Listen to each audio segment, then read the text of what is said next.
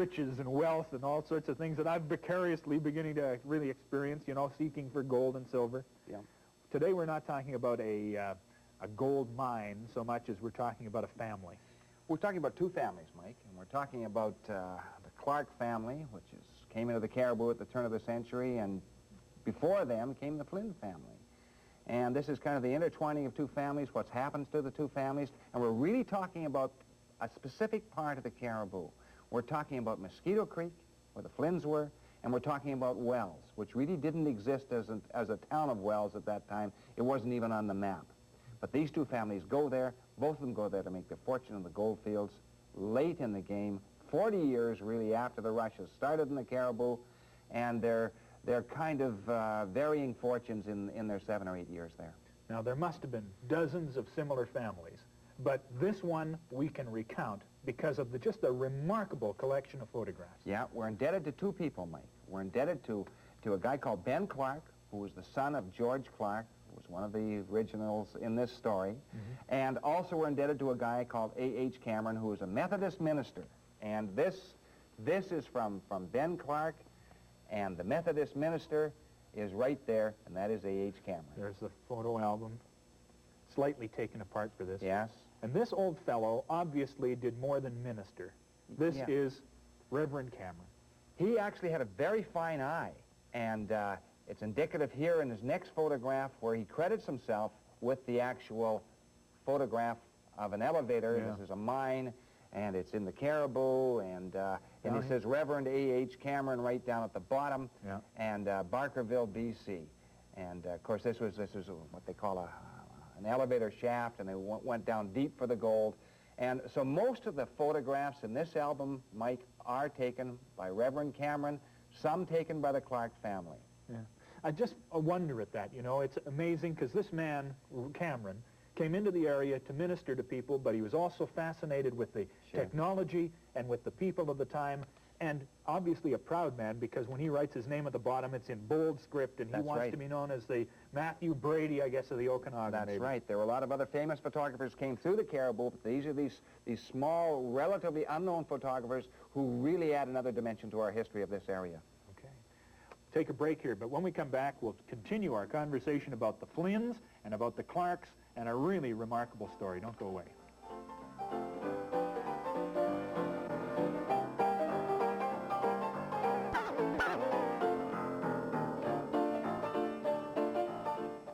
Originally, and they came from Kingston, Ontario, and they decided in the 1890s, Mike, they heard a lot about the Yukon Rush. Prior to that, there'd been the Caribou Rush. They were going to go west and make their fortune. How many are we talking about here? We're talking about three brothers, Hobart, Harvey, and Albert, okay? And they had a sister, Adelia. Mm-hmm. They left behind. Adelia didn't go with them. This is the Wild West. They traveled by CPR. They get off at Ashcroft. They make their way north. Now, these guys are very green, Mike.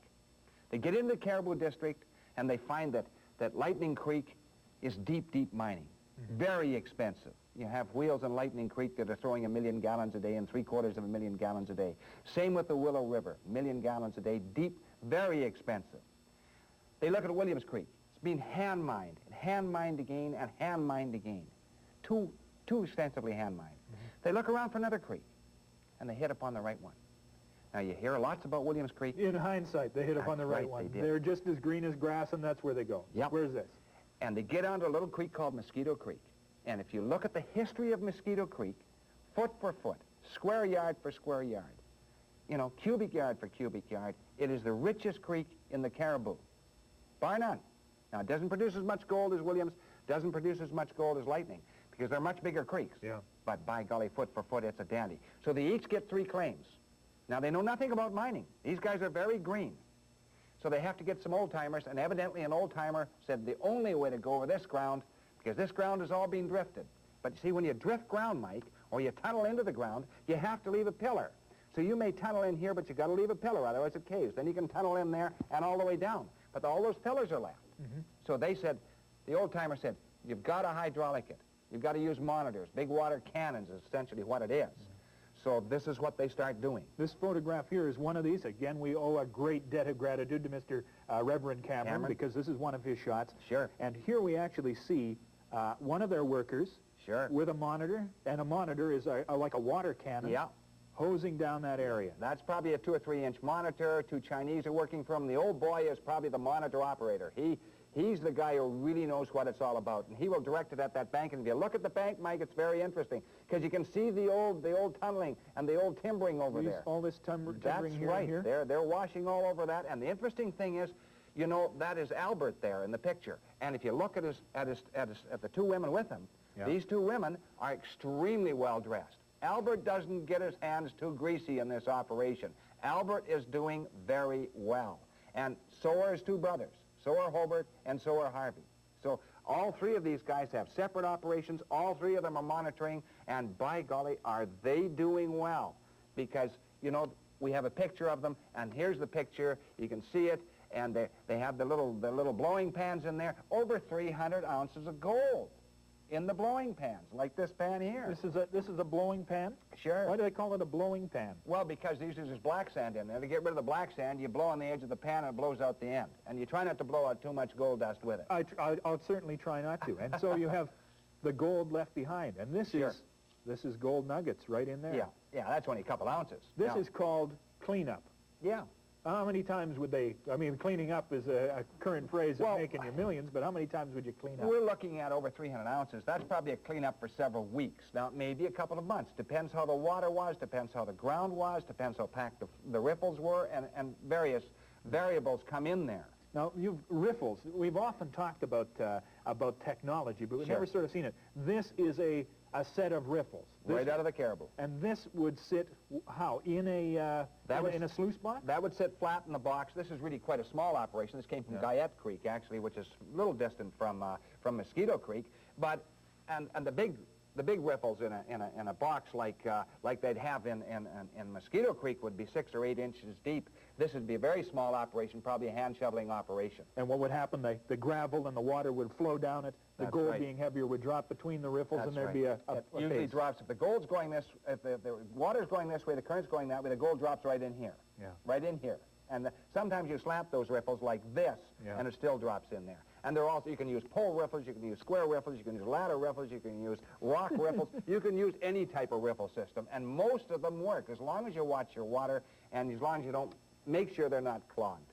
And, you know, these guys did extremely well. And if you look at the inside of their houses, of course, were the latest. Really, and it's quite unusual. How quickly did this happen? Because how quick did it become that they became rich? Well, by the standards of the day, they were very wealthy indeed. Because if you're cleaning up 300, we'll say 320 ounces in those two, in that picture and in both those blowing pans, so that's about $6,000 at the time, and you've got to multiply by 30 or 40 times. So that's how many times they clean up a year? Yeah, well, no, I'm saying that's the relative value of the dollar, Mike. So if they cleaned up 2 or 3 times a year, they were doing extremely well. And you look at the inside of their houses, and they have an organ, and they have the latest in furnishings, they have all the embellishments. These guys are doing extremely well. Their wives are well-dressed. You know, everything's going just fine. But they're also concerned about their sister back east in Kingston. Yeah. And Adelia has now married an ex-Northwest Mounted policeman, and his name is George Benjamin Clark. And so they write back or wire back, we don't know, but evidently they got in touch with Clark, and they said, look, come out west. There's room for a sawmill in this area. So he boards the train. He has a 1-year-old son, Ben Clark, and they all get on the train, CPR. They travel out to Ashcroft, which is the jumping-off point at that time. Year is 1901. At Ashcroft, he has enough money. He buys a horse and a Studebaker buggy. And the son told me this. Ben Clark is probably watching this program now. They buy a Studebaker buggy, and they go all the way up that Caribou Road, and they get into the gold fields, and there they start to work on their sawmill. And there you see George and Adelia in the photo album, sitting on the front steps of their home. Sure. Okay. And you know, they're typical of the entrepreneurs of the day. There's no doubt about it. And of course, you know, we have another photograph here, and it's really quite interesting. This is Ben? This guy in white here? Yeah, that's Ben. Boy, I bet you he hates Cameron for taking this shot, but he's all dressed up. He's kind of got furs, a little tam on. What's his little friend got? It looks like a curling outfit there. Yeah, I think so, but he's pretty proud of it in the final analysis because he puts me beside it. That's right, Ben underneath it. This is the house. This is the kind of house that they built in the Caribou, the Clarks built in the Caribou. This is magnificent. And, you know, it's unusual for the day. This is really a mansion. And this is right across where the hotel in Wells now stands. So we know the original location of that because Ben went back there and checked it out. And, you know, and Wells at this time is very interesting country because here you have really the Caribou outside of the gold fields hasn't been tracked by anyone. There are very few people working outside of the gold. Almost everybody in that area is working in the gold fields or in transportation. Now, here comes an entrepreneur in, and he has his pick. Now, the country has, in spots, been burned over. You can see it in the photographs, where the country's been well burned. It was burned over in the 1860s because of carelessness by the miners. But he gets into some virgin timber right at Jack of Clubs Lake, and here's how Wells looked in about 1901 or 1902. And it's a very, very clear shot, and Cameron must have done a marvelous job. He gets up on the side hill, shoots down on this scene, and you can see the Caribou in all its glory there, especially that part of the Caribou, which is really quite unique. And the next photograph, we can see Jack of Clubs Lake, and stretching, and you're looking almost due west on this shot, looking down Jack of Clubs Lake, which is kind of interesting because people say, well, Jack of Clubs, was it named after... Gambler's idea? No, what it was, an American miner came up from California. His nickname was Jack of Clubs. There's a creek across the lake flowing from the south to the north into the lake, and he thought he was going to make his fortune on the creek, named the creek after himself, Jack of Clubs, never did very well. Intermittent run of gold in Jack of Clubs Creek. One of the few creeks in the Caribou where it isn't steady. But old Clark found his gold in timber. Oh, yeah. And that sure maybe account for the fact that his house is so perfect, because he cut all the timber he needed for himself and for everybody else in the neck of the woods. And once in a while you had, in fact, this is interesting here, because once in a while you had an accident that kind of helped its way along, because here's what happened to Albert's. One of his cabins, and Albert was a pretty good miner. Wasn't as good as the other two. Wasn't as good as Hobart, and wasn't as good as Harvey. But he wasn't bad. But he was a little careless at times. And what happened here, he was drying some dynamite, threw it in the stove to dry it, and then said, oh, I better go out and cut some wood. Went outside to cut some wood. Boom. The whole thing just vanished. And what you see here is one cabin standing behind. Tiny little oval picture. It looks like this cabin just sort of collapsed in the snows, but I like the way you describe it. Yeah, blown to smithereens. And that's what dynamite sounds like when it goes off, too. And so he may not have been as fortunate as the other two, but much luckier in some respects. Well, if he didn't make his fortune, once he was alive to enjoy other people. Sure. And so what George Clark does, essentially, is he is supplying a lot of those deep mines. Now, there are deep mines, as I mentioned, on Lightning Creek. There are deep mines in the Willow River, deep mines in Slough Creek, and they're all going down. They need heavy timber because they're encountering the Caribou slum. And the Caribou slum is kind of a clay, watery substance that comes in all the time in the workings, and you have to have timbers 12 by 12 and 10 by 10 and then you have to get down. And what often you have to go down with a wheel. So you need a Cornish wheel, which is either an overshot wheel or an undershot wheel. This is a Cornish wheel? Yeah, that's an example, and it's a marvelous example, about 28 feet in diameter, and this wheel is really quite unique. And a lot of that timber came from George's mill. Well, this is a remarkable shot because you could have used this photograph to reconstruct the wheel that's up in Barkerville right now. This photograph is perfect for that. It really is. And the wood that had to be cut and put together for that project. Yeah, and that photograph, if you look very closely at it, was inside a shaft house. There's a man actually standing in there to give you an idea just of how giant that is. Yeah, and it was inside a shaft house on the Willow River, and so he was supplying all of these guys with a considerable amount of timber, and doing extremely well, by the way, doing extremely well. Well, they had to, the technology of the time, when you take a look at some of these mining places, I don't know where this is, but here's an old sepia tone that's pasted right into Ben Clark's photo album, and it shows sort of the scene of the day, and you've got all sorts of mining houses and shacks and things like that. They need lumber for that. Yeah. The sluice boxes run out. You need lumber for all of that. Mm-hmm. And so he's cutting the timber to supply the mining interests of that area. Yeah, you see, you have three creeks being worked still very heavily. This is probably on Lightning Creek. It's probably close to Old Van Winkle. Yeah. And that was a very rich part of Lightning Creek. And, they were drifting in some of that part of the creek. Sometimes they put a shaft down. So drift is a tunnel into the side hill. A shaft goes right down to bedrock. They're each heading for bedrock in different methods. Sometimes they use a wheel. Sometimes they don't. So So there was a lot of activity still going on in that area, Mike. Did old Clark ever get involved in mining himself, or was he? Did he stick to his last? And well, what happened was this essentially: is that when the hydraulic operations closed down, and you had to close down your hydraulic operation usually in the late fall because it would be freezing up, and you simply couldn't hydraulic anymore. So the Flynns would close down their hydraulic operation, and of course this and most of the mining operations closed down too. So Clark had a lot of time on his hands. So I imagine that the Reverend Cameron also went out with them, and they began visiting the various other miners in various areas. And the only miners who could continue to work were the guys drifting, because you can go underground and you're not affected by freezing because it's still all right. You can get at that gravel out there and you bring it out on the dump and so on.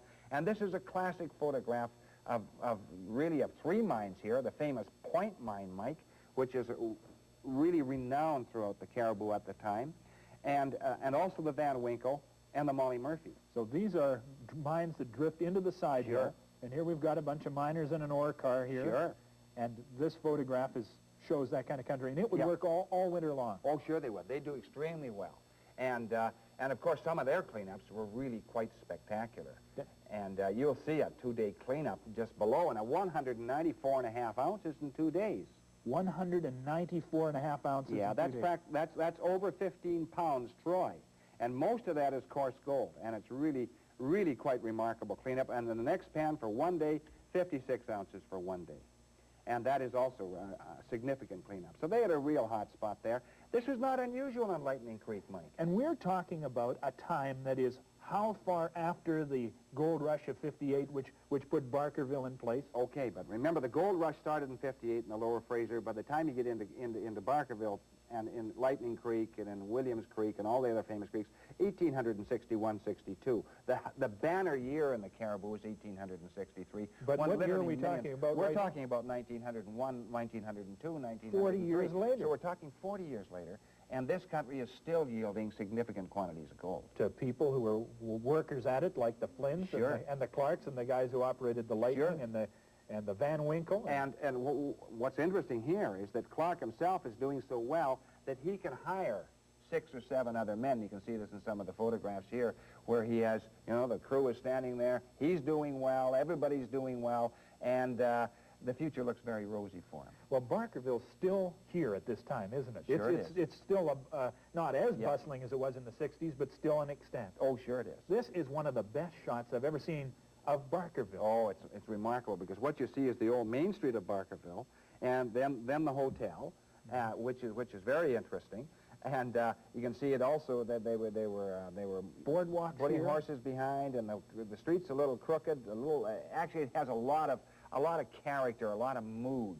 Yeah. And this is a shot that hasn't been. I have never seen it in the archives before, so this is really quite an unusual shot. This is what Barkerville should look like now instead of painted up and sort of snazzy. It should look weathered. Yeah, I think so. I think that Barkerville now looks a little bit like Hollywood North, and a sad, not too good a sad either. And I hate to be critical, but it doesn't look like those old mining towns or those old ghost towns that I wandered through when I was a kid. And I think some people up there are realizing that too, that you can lose something in the transaction. The mood kind of goes on you a little bit. And I think that's extremely important. Let the paint weather a little is your advice to the curators of Yeah, I think so.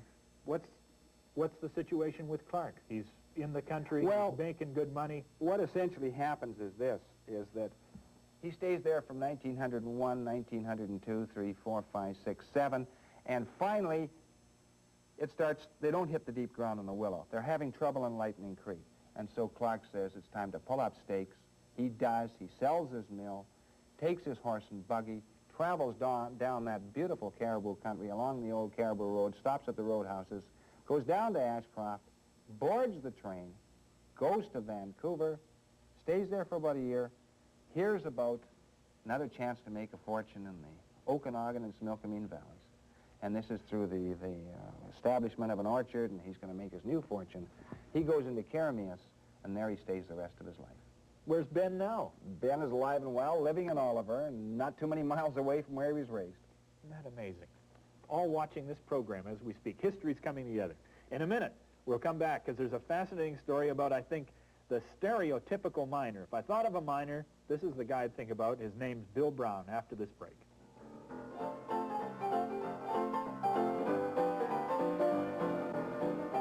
Flynn's of the Wells area, the Clarkans, and we're using their wonderful photo album to help us through all this. Great picture of a prospector. Yeah. This is a mysterious Bill Brown. Yeah, Bill Brown was one of the most unique individuals in the Caribou. He was a very successful prospector. The only problem was no one except Bill Brown and his two dogs knew where the mine was. And here in this photograph, you see Bill Brown. He's come into Barkerville. He's picked up his goods. He's brought in a full poke of gold, coarse gold, nuggety gold, packed on his back. Both his dogs are packed. He's ready to go back to the mine. A lot of people followed him back. He was able to double back on them. They were never able to find where Bill Brown picked up that gold. And it was somewhere west. He always went west of Old Stanley. And it was a creek obviously flowing, or a tributary of a creek flowing into Lightning Creek. So it might have been Davis Creek, it might have been Timon Creek, it might have been any of those creeks up there. And people tried at the time, they tried 10 years later, people who knew, and they kept on trying. There are still people trying to find Bill Brown's lost mine. And I heard about this, Mike, about, a little over 20 years ago. And I knew his name was Brown, didn't know much else about him. Nobody had a picture of him. Well, here's the first photograph of Brown. This is why they took it, because even in his day, he was well known. He had that unique kind of aura of mystery about him. Before you knew what Brown looked like, did you have a picture like this? This is what every prospector looks like. Sure. He was the mint. They minted all prospectors off him. The typical miner, he looks like he should have looked. Yeah. Now everybody's going to be going up west of Stanley, up in that country up there, and looking for coarse gold. Do you think there's still some there? I think it's a high run, not easy to find, Mike. That means high up off the creek, an old bench, something like that? Sure, it could be a tertiary channel, could be 50 feet up, could be 100 feet up. Great story. Stories of the Flynns, of Clark, of mysterious Bill Brown and his wonderful dogs laden down with goods to go back looking for the gold. And that's been our program for tonight. Thanks for watching Gold Trails and Ghost Towns, and join us again next time. Bye-bye.